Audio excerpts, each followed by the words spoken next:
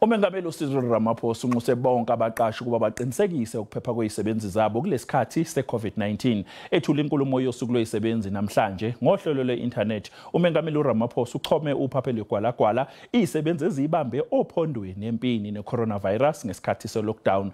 Usuku lwezisebenzi olwaziwa ngeMay Day aluzange libungazwe ngembuthano ngenxa yokubheduka kwe-COVID-19.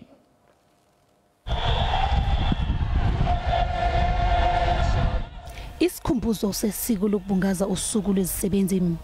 Igciwane icorona liguqule izinto emhlabeni. We are marking Workers' Day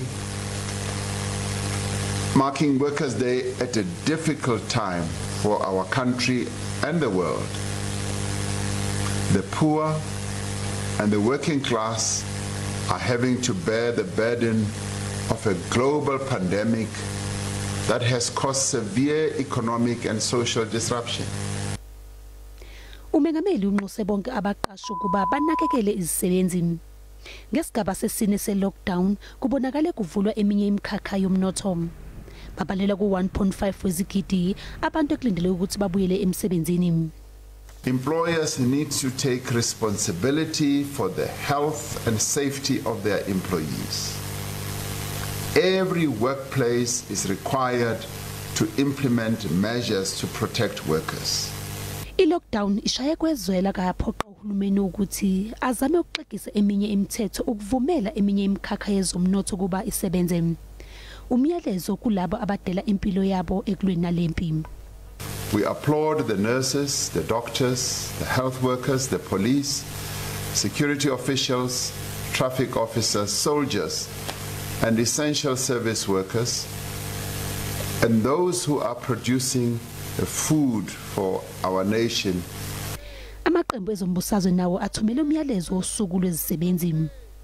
We acknowledge the workers that are on the front line every single day, beating the virus and keeping us safe.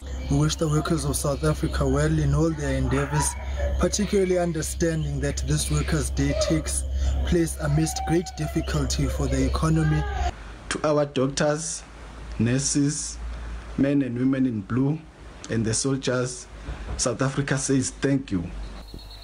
Izinyunyana nazo zingenelele zacela ukuba zinakwe izinkinga zezisebenzi.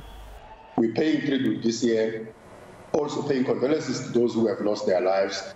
But at the same time, we're making demands because traditionally when we take stock of the struggles of workers, we also make demands about the challenges that are lying ahead of the workers. Workers are being forced to go to work.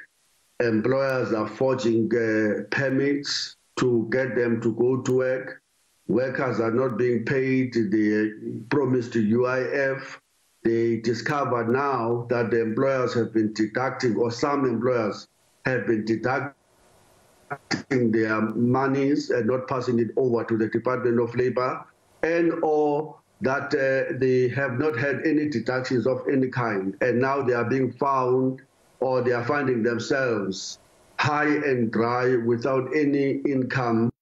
Izisebenzi zithulelwe isiqoko namhlanje ngokuzama ukugcina umnotho usebenza nemindeni nokuya ngasethunjini ngalesikhathi se-COVID-19.